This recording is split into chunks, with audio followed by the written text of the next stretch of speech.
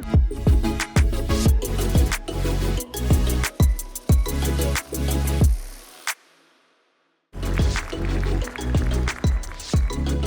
hello. My name is Mark Tigchelaar. If you're Dutch, that's easy to pronounce. If you're not Dutch, it is indeed very difficult to do. Let me start with a little story. When I was a little boy, I had tremendous hate almost to go to elementary school. And at some point, I almost refused to go to school, especially on the Thursdays, for the very simple reason that was writing and reading day. And both I couldn't do. 2 weeks after my graduation from high school, they found out I'm severely dyslexic. That explained a lot, but didn't change a thing. I was still very slow at reading, couldn't be focused, and couldn't retain the information at all. So that frustrated me a big time. My frustration turned into fascination, and I started to dive deep into the brain and want to know everything to gain more from my brain. So I started reading books, and book I went a little bit faster, starting diving deep in all the scientific papers. And my quest purely is how to stay focused in an open office. How do you do it? How to absorb information way faster. And I'd like to share with you those insights that I gained over the past 15 years. But instead of telling you how the brain works, I love to show it to you. So in order to do that, I like to do a live quiz with you. And my first question to you is to all stand up. All right. Are you ready? What we're going to do, I'm going to give you a few statements. And it's your job, as an audience, to determine, is this true or is this false? If you think it's true, you're raising your right arm. I'm using here the mirror position, so right is right. If you think it is false, then you're raising your left arm. It's that simple. If you're giving the correct answer, you keep standing. If you're giving the incorrect answer, my question to you is to sit down. Then it's game over. Make sense? Are you ready? Yeah. All right. Let's first start out with a simple one. We're only born with a good memory, true or false. If you think that's true, you're raising your right arm. If you think that's false, then in essence you're saying it's very trainable, your memory, you're raising your left arm.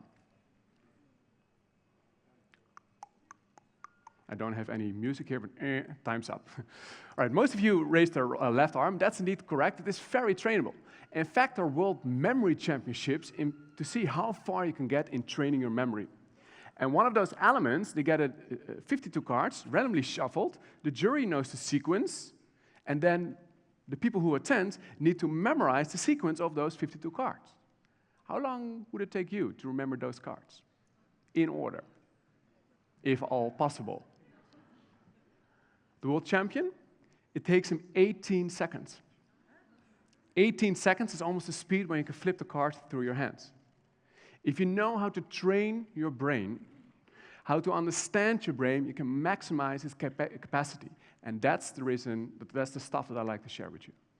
Let's continue on with the next statement, my personal favorite. We're only using 10% of our brain. True or false?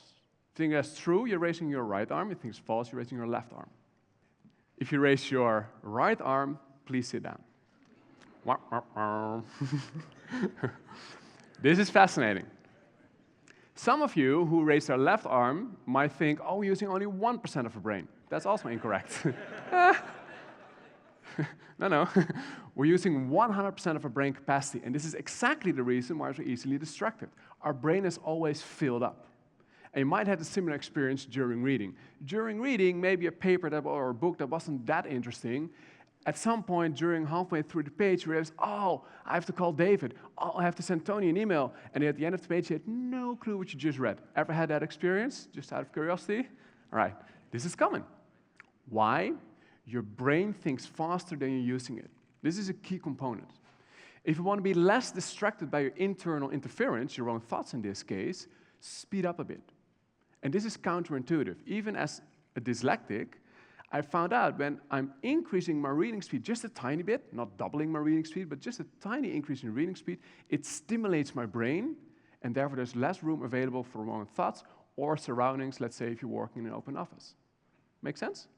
And for sure, there's a tipping point. If you're moving too fast, you will miss information for sure. However, if you move too slowly, same thing happens. Your mind will wander off. It's a balance, right? Let's move on to the next statement. Let's say you're working on an article that you have to write is a complex one, and you finally got the time to start writing it. At that moment, a coworker asks, hey, do you have a minute? And you switch your attention to answering that question. The statement is, by switching your attention, in this case to the coworker, your IQ dropped with 10 points for a couple of minutes. True or false? If you think it's true, you're raising your right arm. If you think it's false, you're raising your left arm.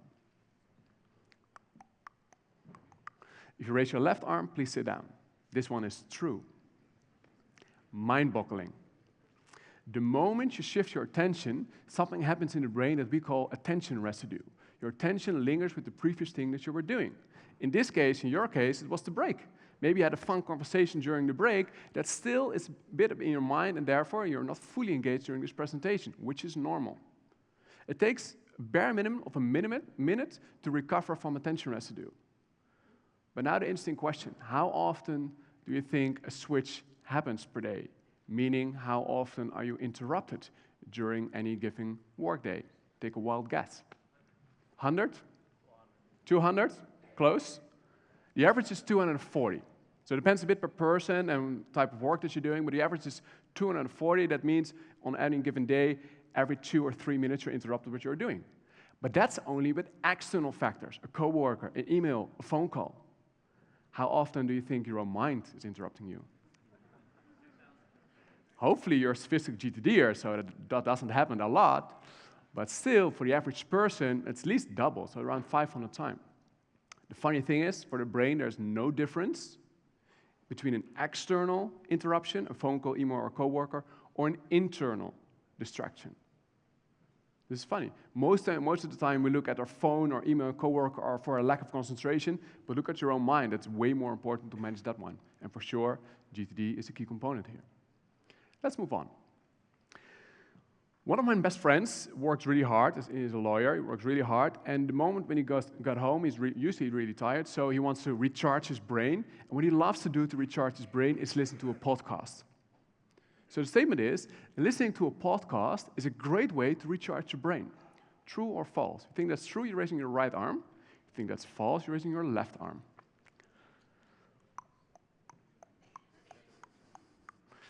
If you raise your left arm, well done. If you raise your right arm, please sit down.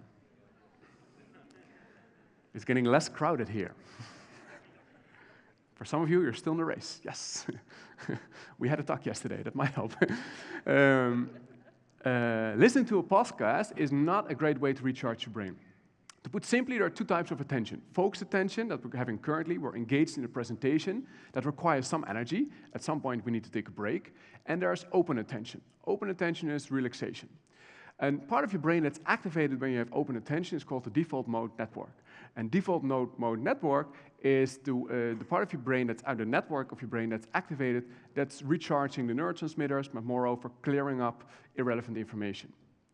But there are two criteria for your brain that needs to happen in order to get into default mode network. One, you shouldn't take any new information in. So any new information is still considered work. Second, your mind should wander off. If you look at those two criteria, most breaks that we have as breaks does not qualify as a break.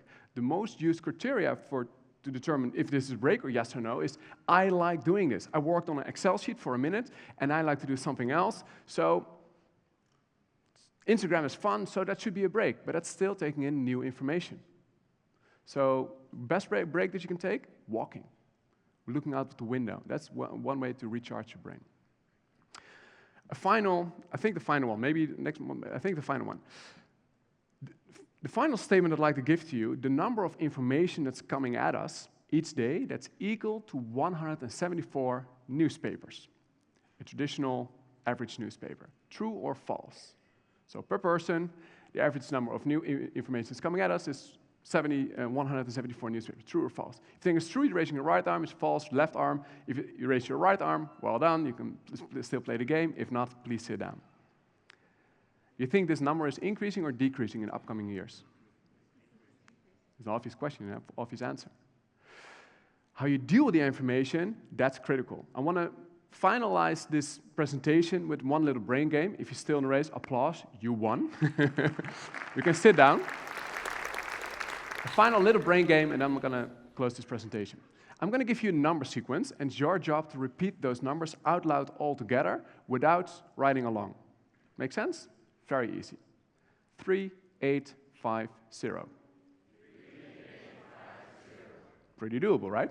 Let's move on to the second phase. I'm going to give you a new number sequence. This time, my question is to repeat it in reversed order. I need to think more. Are you ready? 7, 5, 9, 2. Did you felt your brain a bit more? Yeah, this is normal. This is how your brain works. Let's move on to the last phase. I'm going to give you a new number sequence. Once again, you're going to repeat it in reversed order, only this time the number sequence is quite longer. Are you ready? No. No. Here we go. 6. 6, 6, 6, 6, 6. That's your strategy? Good luck. Let's start over. 6, 4, 9, 2, 7, 1, 0, 4, 0, 3, 8, 5, 7. Go. 7, yes.